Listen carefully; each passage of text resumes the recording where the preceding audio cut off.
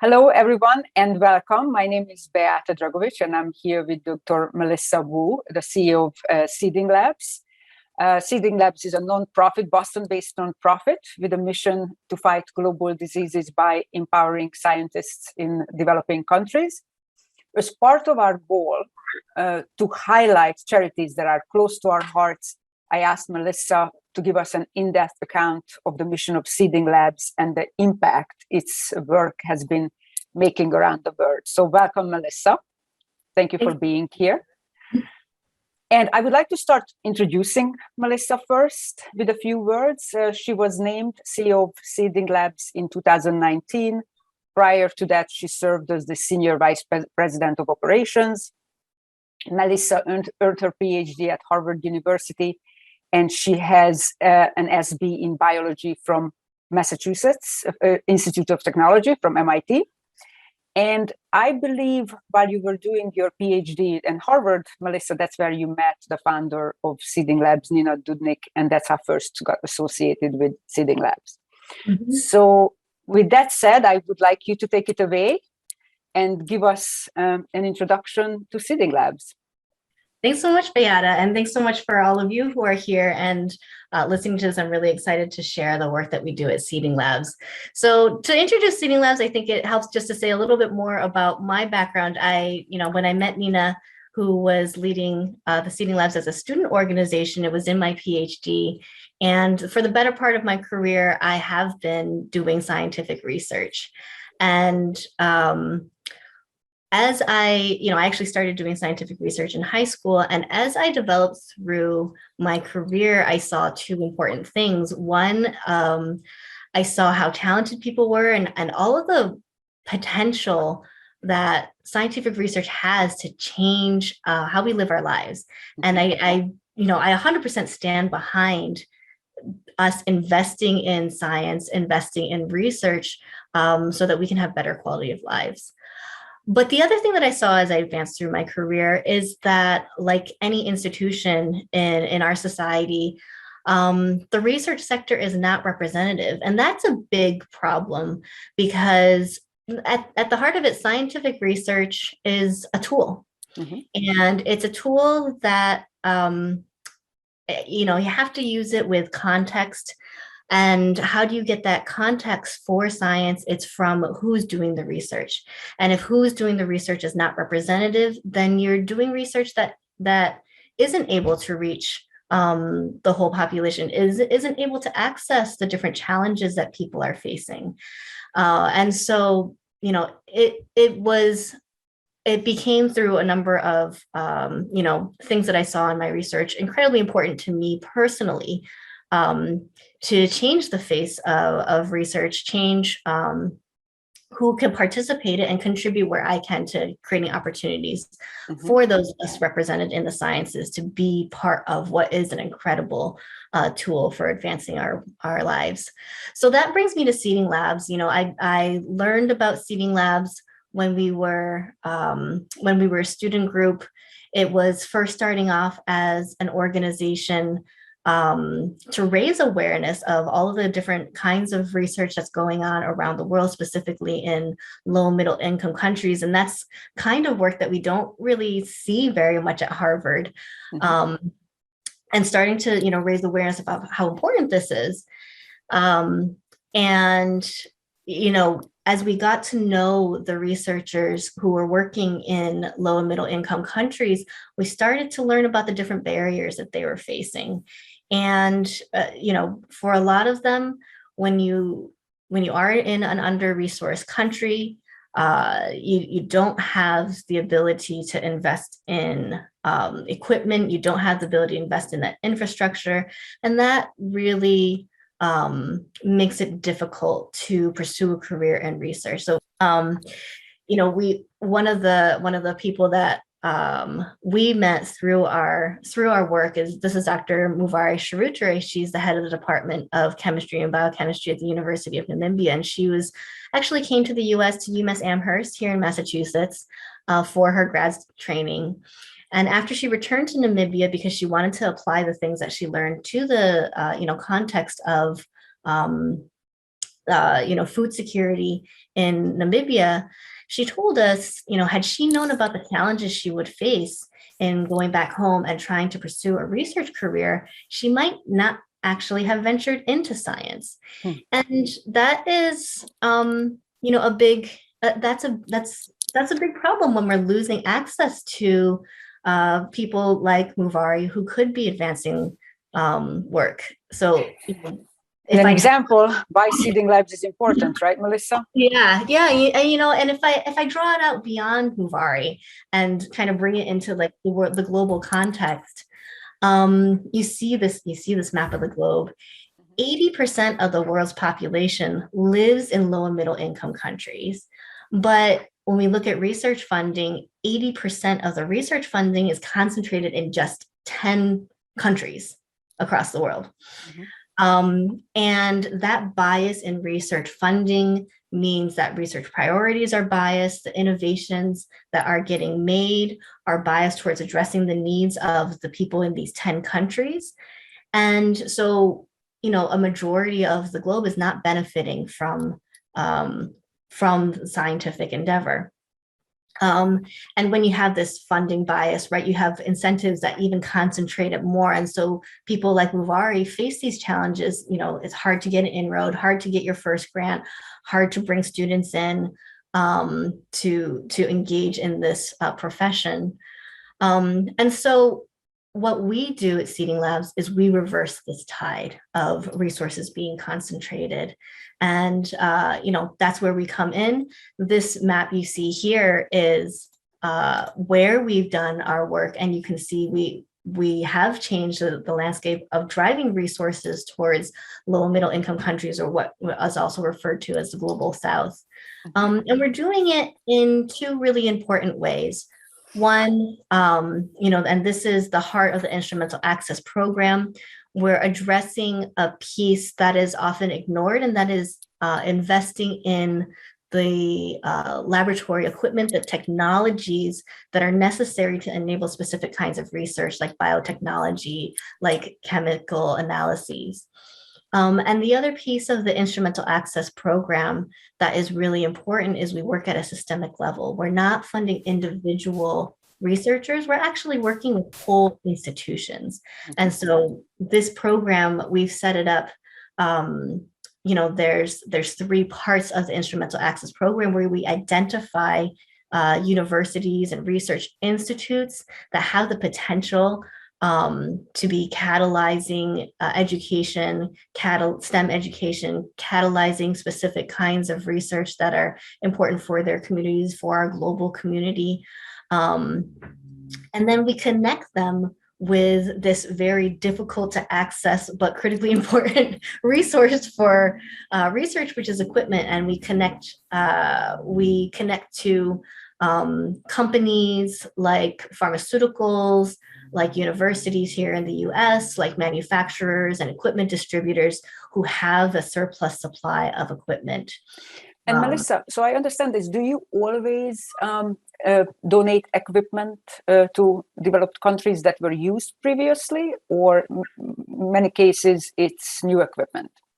So it's in many cases new equipment, and we love, actually, there are some manufacturers who really get what we do. They see the importance of investing in scientific capacity in low and middle income countries. And so rather it being surplus equipment that they're not using, they actually are even donating some of their next in line equipment, the newest technologies, which is the best thing that can be done.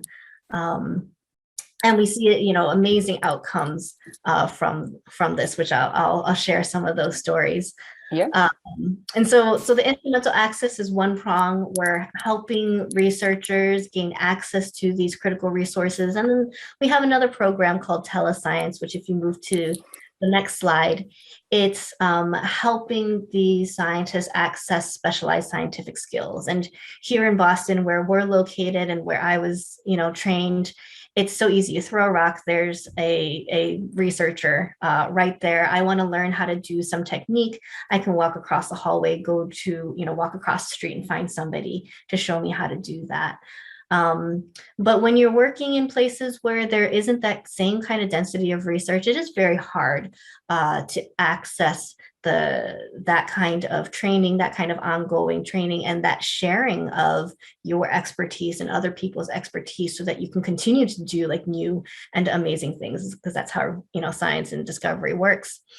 And so we created this platform in partnership with Millipore Sigma. It's called Telescience, and it's a way for scientists to share their expertise via video. Demonstrate, here's how I do this technique. The kinds of things that you typically do in one-on-one training now is accessible no matter where you are. And as whether you're trying to learn from somebody, you can find someone without actually knowing who they are, or you want to share what you do. It just makes it, takes advantage of this virtual environment to really cross these geographical barriers and these resource barriers to connecting the scientific community. All right, thank you, Melissa. And you will give us some stories about the impact of Seeding Labs, is that correct? Yes, so I want to share, because it's one thing to say, hey, we're sending equipment and we're supporting scientists, but what really happens afterwards? And I, as someone who has been working in research, am constantly amazed at actually how much the pace of work is accelerated. And because you often hear like, hey, we've been working on cancer for so many years and we still haven't found a cure. But this program has really demonstrated that with this investment, you can see some immediate returns. And so here's one example. This is Dr. Gama Bendawe. He is a molecular virologist based at the Malawi University of Science and Technology, and he applied to our instrumental access program to outfit their Department of Biology, because they're a very young institution. They had a lab, they didn't have any laboratory equipment. And so he applied to a program, we supported them, and some very unfortunate circumstances happened after that donation, and right after they received equipment.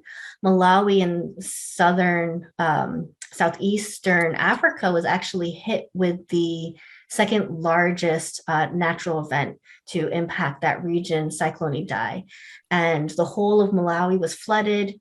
You had all of the water resources were potentially contaminated.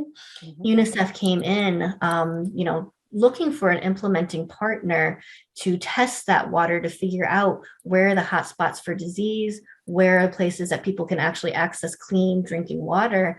And they visited a number of institutions. When they got to the Dr. Bendawe's lab that we had outfitted, they said immediately, this is the lab that has the ability to do this work.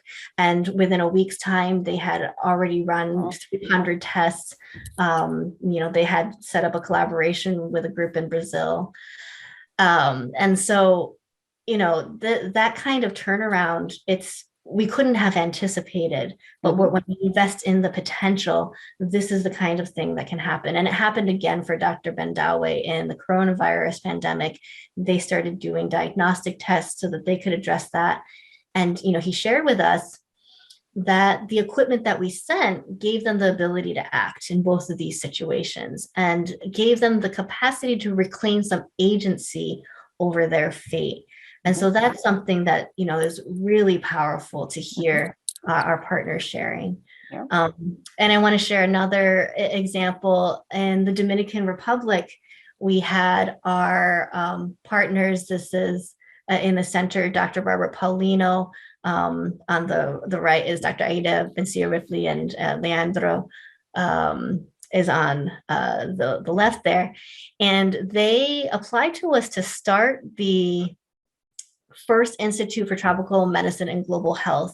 And this is the first institute in the Caribbean region dedicated to that kind of research. And so, we were really proud to be able to support that. When they opened the institute, it was something of national importance. The ministry, different ministry leaders came to that opening. We visited USAID, our funding partner visited. Some of our corporate partners visited as well. And, immediately within 6 months, they started doing work in Zika, work in studying different infectious diseases and how they're impacting the population. They grew the size of their lab. And again, when the coronavirus pandemic hit, like Dr. Ben Daweh's lab, they turned their work to opening a diagnostics lab. They were the fourth in the country, and they are now actually within the country, including the government labs, the best equipped diagnostics lab in the country. And it makes a huge difference for their ability to be able to address the health needs of Dominican population. Very powerful. And we have, I believe, one more example. And this is just, I love to share not just the stories of what happened, but how the impact from the perspective of the scientists. And this is Dr. Robert Paulino, who leads that lab, and he says, after our shipment, they can be part of the global research network in a more inclusive way because of the infrastructure they have. Mm-hmm. And so, when we invest in this capacity, we see that we really are advancing the kinds of work that people weren't able to do before. We are enabling them to participate in research, to access the global scientific community, and to make transformative change in the lives of the people in the communities around the community. Yeah. And Melissa, those are very powerful stories. Thank you for sharing a few of them. And most importantly, now what I would like to ask you finally is, how can we be a part of Seeding Labs? Yes, how can everyone donate and be a part of the story? Yes, I would love for more people to be a part of our community, a part of advancing our work and the work of all of these, thousands of scientists and hundreds of thousands of students around the world. So you can invest in Seeding Labs. You can invest in our work. We have an easy donate link. You can also donate stocks if you want to contact us at giving@seedinglabs.org. You can also donate equipment to us or connect us to people who can donate equipment, used equipment, new equipment. You may know someone who's working at a university, someone who's at a pharmaceutical, or maybe someone who's at a manufacturer that has access. Please share that information with us, even if, or you yourself have equipment to donate. And, I know we're in Boston here. A lot of people here do have scientific skills. So please, do share your scientific expertise. Join us on the Telescience platform and share some of the knowledge that you've developed over your career. It's a really great way to connect with the global scientific community and, support the work and ongoing training of scientists in all contexts.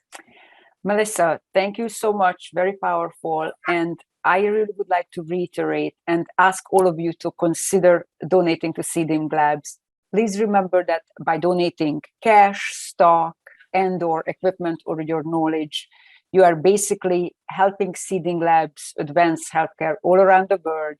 With that, we have an impact to fight global diseases, making our population and planet safer, and therefore affecting our overall world economy. So Melissa, thank you so much again for being here. And for all of you, thank you again for listening and for considering Seeding Labs. Thanks so much, Beata.